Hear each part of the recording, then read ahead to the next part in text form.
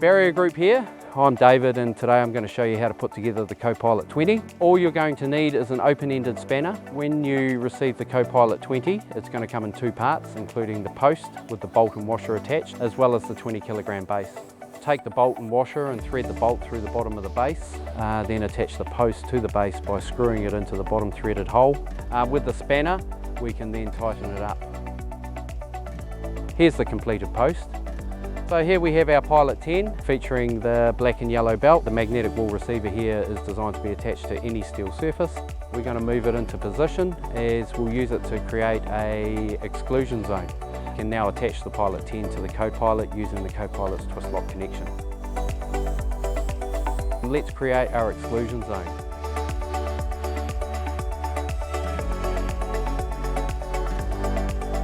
If you need additional length or require a change of direction, we can use an additional Copilot unit. And that's how you set up and use your Copilot system.